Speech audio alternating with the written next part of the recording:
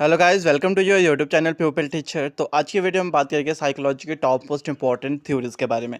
इससे पहले मैंने इंपॉर्टेंट एक वीडियो बनाई है जिसमें कि साइकोलॉजी के टॉप मोस्ट इंपॉर्टेंट क्वेश्चंस के बारे में हमने डिस्कस किया है। तो फिलहाल करते हैं वीडियो को शुरू। तो आज की वीडियो में हमारा टॉपिक रहने वाला है जीन पियाजे की थ्योरी। अगर आप देखोगे तो टैट में अक्सर यहाँ से क्वेश्चन पूछे जाते हैं आपसे, तो इंपॉर्टेंट थ्योरी है, तो वीडियो के लेते एंड हैं। तक जरूर बने तो सबसे रहना। पहली थी हमारी जीन पियाजे की थ्योरी। इसका थोड़ा कॉन्सेप्ट पढ़ लेते हैं। This theory is also known as the development theory and cognitive development theory. आप सभी को पता है पियाजे ने हमारे कॉग्निटिव डेवलपमेंट के ऊपर कार्य किया हुआ है। तो आपसे यहीं से एक क्वेश्चन बनता है कि जो जीन पियाजे की थ्योरी है आखिर वो किसके ऊपर बेस्ड है। तो वो कॉग्निटिव डेवलपमेंट के ऊपर बेस्ड है। और एक और क्वेश्चन यहाँ से बन जाता है कि कॉग्निटिव डेवलपमेंट की थ्योरी आखिर किसने दी थी। तो ये हमारी दी थी पियाजे ने। तो संज्ञानात्मक विकास के ऊपर जो कार्य किया था वो हमारे पियाजे ने किया था। इसके बाद जो बात करें तो जो एक पियाजे थे वो एक कंस्ट्रक्टिविस्ट थे, जो कि रेडिकल कंस्ट्रक्टिविस्ट थे। और साथ ही साथ इन्होंने रेडीनेस टू लर्न के बारे में कहा था। और साथ ही साथ जीन पियाजे का ये भी मानना था कि जो बच्चे हैं वो एक छोटे साइंटिस्ट है, उन्हें करने दीजिए जो उनका मन कर रहा है, वो जिस तरीके से वो जिस कार्य को कर रहे हैं उनको मतलब फ्लेक्सिबल का दीजिए। आप उनके ऊपर कोई भी रोक टोक ना लगाए, कोई भी पाबंदी ना लगाए, क्योंकि बच्चे जो है वो करके सीखते हैं।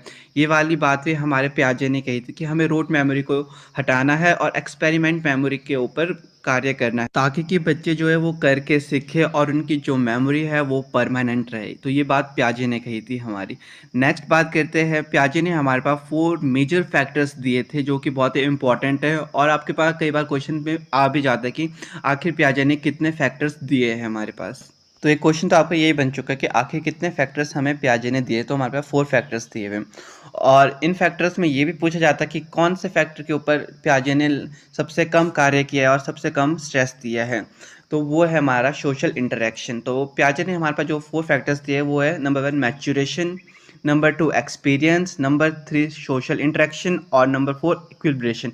मैच्योरेशन के जैसे जैसे बच्चा मैच्योर होता है उसका जो कॉग्निटिव डेवलपमेंट है वो धीरे धीरे होते रहता है। एक्सपीरियंस के बेस में वो अपना कॉग्निटिव डेवलपमेंट करता है। और सोशली इंटरेक्शन के ऊपर उन्होंने सबसे कम कार्य किया है, बट सोशल इंटरेक्शन भी एक ऐसा फैक्टर है जो कि कॉग्निटिव डेवलपमेंट में हेल्पफुल है। नेक्स्ट फोर्थ फैक्टर जो है हमारा वो है इक्विलिब्रेशन। ये सबसे मोस्ट इंपॉर्टेंट फैक्टर है हमारा कॉग्निटिव डेवलपमेंट के लिए। इसमें क्या है, बच्चा कॉन्फ्लिक्ट टू क्लैरिटी जाता है। मतलब अंतर में जो आपकी लड़ाई चली, जो आपकी प्रॉब्लम्स हैं, उनको धीरे धीरे करके वो बच्चा क्या सॉल्व करता है और क्लियरिटी तक पहुंच जाता है, निष्कर्ष तक पहुंच जाता है। तो ये था इक्विलिब्रेशन। नेक्स्ट बात करें अपना अडेप्टेशन के बारे में भी हमारे पास जीन पियाजे ने कहा हुआ है।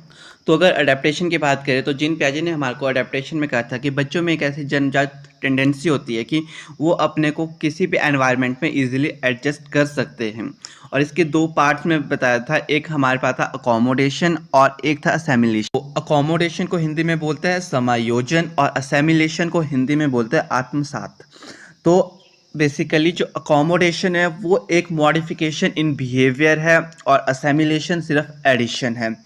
तो नेक्स्ट बात करते हैं स्कीमा। इसमें आप अच्छे से समझ जाओगे कि आखिर एडिशन क्या है एंड मॉडिफिकेशन क्या है। स्कीमा की बात करें तो जो आप ये सर्कल देख रहे हो बड़ा, ये आपका ब्रेन है जिसके अंदर आपके पास बहुत सारे छोटे छोटे से पॉइंट्स दिए हुए हैं जो कि आपके पास स्कीम है। तो आपके दिमाग में क्या है, बहुत सी चीज़ें चली रहती है, बहुत अलग अलग चीज़ें आपके दिमाग में पड़ी रहती है। तो जब हम बात करें कैट और डॉग के बारे में यहाँ पे, तो देखो बच्चे को हम बचपन में कहेंगे जो 4 टांग वाला है वो एक बिल्ली है। तो बच्चे के लिए हर एक 4 टांग वाला क्या है, बिल्ली ही है। उसे कोई फर्क नहीं पड़ता वो कुत्ता है, गाय है, जो मर्जी है, पर बच्चे के लिए वो सबके सब बिल्ली ही है। ये सिर्फ बच्चे में क्या है, अभी एडिशन हुई है बचपन में कि 4 टांग वाले क्या होते हैं, सबके सब बिल्ली होते हैं। ये बच्चे ने सीखा है अभी। तो ये चीज़ क्या है, ऐड। जब भी आपसे पूछा जाए असेमिलेशन क्या होता है, तो असेमिलेशन सिर्फ एडिशन होती है बच्चे के बिहेवियर में। अब बात करें मॉडिफिकेशन, तो धीरे धीरे करके क्या है, बच्चा मॉडिफाई करता है कि तब उसे पता लग जाता है कि 4 टांग वाले ना सिर्फ वो सिर्फ बिल्ली ही नहीं होते, बल्कि उनमें से कोई गाय भी हो सकती है, कोई डॉग भी हो सकता है, कोई बकरी हो सकती है, कोई शेर होता है। फिर उसने मॉडिफाई कर लिया, उसने एक्सपेरिमेंट किया है ना, कि उसने देखा, चीज़ों को जाना समझा, लर्निंग बाय डूइंग की कि आखिर अच्छा किस तरीके से जो 4 टांग वाले है वो सिर्फ बिल्ली के अंदर ही नहीं आते हैं, वो अलग अलग एनिमल्स होते हैं। तो ये था आपका असेमिलेशन और अकोमोडेशन का टॉपिक। तो नेक्स्ट बात करते हैं अपनी 4 स्टेजेस जो कि पियाजे ने दी हुई है। यहाँ से आपके पास हर साल क्वेश्चन आता है कि पियाजे ने कितनी स्टेजेस दी है, तो ये आपने याद रखना है। जो पियाजे की स्टेजेस है वो 4 स्टेजेस हैं। पहली है हमारी सेंसरी मोटर स्टेज, सेकंड है हमारी प्री ऑपरेशनल स्टेज, थर्ड है हमारी कॉन्क्रीट ऑपरेशनल स्टेज और लास्ट है हमारी formal operational stage. Sensory motor stage हमारे बर्थ से लेकर 2 साल तक की होती है। प्री ऑपरेशनल स्टेज 2 साल से लेकर 7 साल तक चलती है। कॉन्क्रीट ऑपरेशनल स्टेज हमारी 7 से 11 साल चलती है और फॉर्मल ऑपरेशनल स्टेज हमारी 12 से अडल्टहुड तक चलती है। और ये एक चार्ट है जिसमें कि आपको सारी स्टेजेस सब स्टेजेस के बारे में बताया गया है। जिसको डिटेल में देखना होगा वो इससे देख लेना, और मैं इसको बैच में भी शेयर कर लूँगा, आप वहाँ पे इजीली नोट्स फिर बना सकते हो। तो अब हम इन स्टेजेस को थोड़ा डीपली जाके पढ़ेंगे कि आखिर इन स्टेजेस में क्या क्या चीज़ें बताई गई है। और जितनी भी चीज़ें मैंने आपको अभी इस वीडियो में बताई है उससे बाहर आपके पास कोई भी टॉपिक नहीं आएगा, उससे बाहर कोई भी क्वेश्चन नहीं आएगा। इन स्टेजेस के अंडर जो जो पॉइंट्स हैं यही क्वेश्चंस आएंगे, इसलिए आप इन्हीं को नोट डाउन करना। तो सबसे पहले बात करें तो जो सेंसरी मोटर स्टेज है ये कब से लेकर कब तक चलते हैं, ये क्वेश्चन सबसे पहला बनता है आपका। तो ये आपके बर्थ से लेकर 2 साल तक चलती है। यहाँ पे बच्चा क्या है, बेसिकली अपने सेंसेस के थ्रू सीखता है, जो हमारी 5 इंद्रियाँ हैं उनके थ्रू सीखता है। सबसे पहले देखो पॉइंट यहाँ दिया है, सेंसेस आर टीचर। जो हमारी सेंसेस है, जो 5 इंद्रियां हैं, वो एक टीचर का कार्य करती है, वो बच्चे को सीखने में हेल्प करती है। Number 2 object permanence. 9 से लेकर 11 मंथ का जो बच्चा होता है वहाँ पे ऑब्जेक्ट परमानेंस होता है। यहाँ से क्वेश्चन बनता है कि ऑब्जेक्ट परमानेंस कौन सी स्टेज में आ जाता है बच्चे में, तो ये आपका सेंसरी मोटर स्टेज के अंदर आता है। और कब से लेकर कौन से महीने तक होता है, तो ये 9 से लेकर 11 महीने के अंदर आ ही जाता है बच्चे के अंदर। नेक्स्ट बात करें तो इमिटेशंस के बारे में बात करें तो यहाँ पे जो बच्चा है वो इमिटेशंस के बारे में इमिटेशन से सीखता है।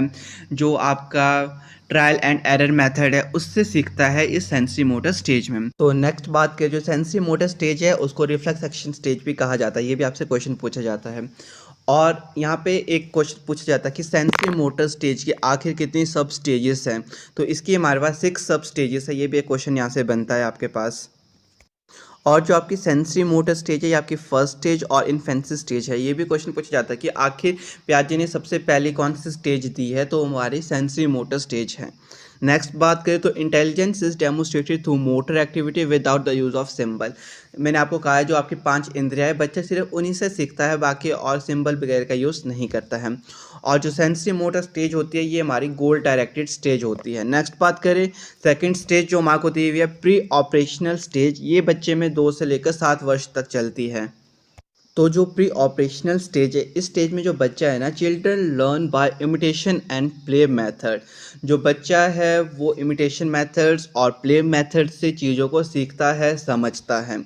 नेक्स्ट बात करें तो ईगो सेंट्रिक। जो बच्चा है वो ईगो सेंट्रिक हो जाता है, वो जो चीज़ कह रहा है वो ही सही है, उसको जो चीज़ चाहिए वो चाहिए ही है इस स्टेज, ये वाली स्टेज में। और नेक्स्ट बात करें तो children take non living object as a living object.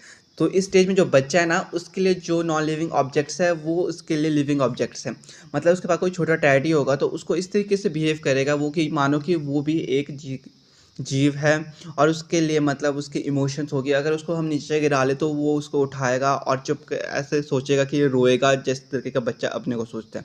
तो इस स्टेज में जो बच्चा है उसके लिए जितने भी नॉन लिविंग ऑब्जेक्ट्स होते हैं वो लिविंग ऑब्जेक्ट्स होते हैं, सब चीज़ सेम होती है उसके लिए।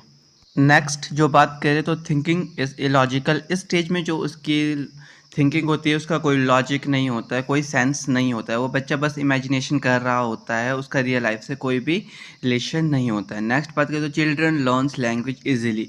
इस स्टेज में जो बच्चा होता है ना वो भाषाओं को आसानी से सीख सकता है। आप उस बच्चे को जितनी मर्जी भाषाएं सिखा लो, इस स्टेज में बच्चा इजीली सीख सकता है। अगर इससे बाद आप कोई लैंग्वेज सिखाओगे तो डिफ़िकल्टीज आएगी, इस स्टेज में वो इजीली लैंग्वेज डेवलप कर सकता है। और साथ ही साथ इस स्टेज में बच्चा सेल्फिश भी हो जाता है। नेक्स्ट जो हमारी थर्ड स्टेज है वो है कॉन्क्रीट ऑपरेशनल स्टेज।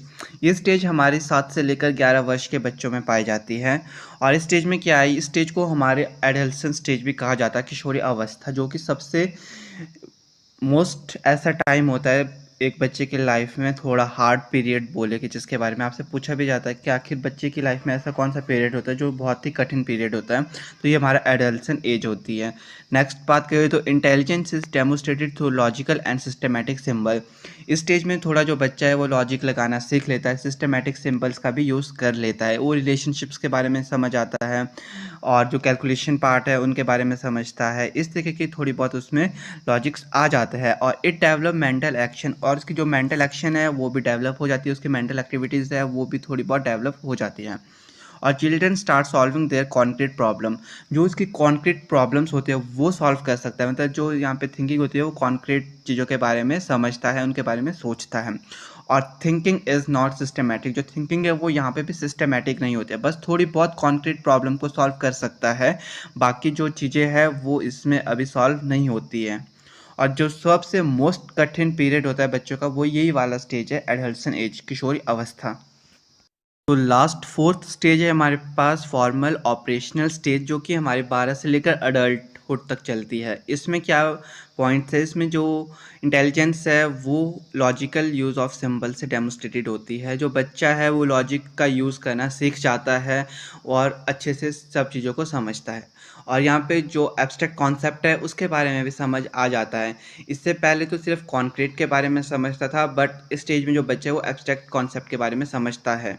और यहाँ पे बच्चा फिर से एक ईगोसेंट्रिक हो जाता है, जो चीज़ वो कह रहा है वही चीज़ सही है, तो बच्चे में थोड़ा बहुत ईगो आ जाता है इस स्टेज में। नेक्स्ट बात करें तो children learn to categorize and organize इस आइडियाज़, जो उसके आइडियाज़ है उसको किस तरीके से कैटेगराइज करना है, किस तरीके से ऑर्गेनाइज करना है, वो सब कुछ समझ आता है। मतलब इसमें बच्चे का ऑलराउंड डेवलपमेंट हो जाता है, वो एब्स्ट्रैक्ट थिंकिंग के बारे में समझ जाता है किस तरीके से होता है। तो यहाँ पे जो बच्चा है वो अपना लॉजिक्स का यूज़ करता है एंड एब्स्ट्रैक्ट कॉन्सेप्ट के बारे में समझ आता है। तो आपसे अगर पूछा जाए कि बच्चे कौन सी स्टेज में एब्स्ट्रैक्ट एंड लॉजिकल थिंकिंग उस बच्चे के अंदर डेवलप हो जाती है, तो वो हमारी फोर्थ स्टेज है, जो कि हमारी फॉर्मल ऑपरेशनल स्टेज है। तो पियाजे की थ्योरी हमारे पास यहाँ पे कंप्लीट हो चुकी है, क्योंकि इसी के रिगार्डिंग हर साल क्वेश्चन आते हैं, बाहर से कोई भी क्वेश्चन नहीं आता जितना भी हमने अभी तक डिस्कस किया है।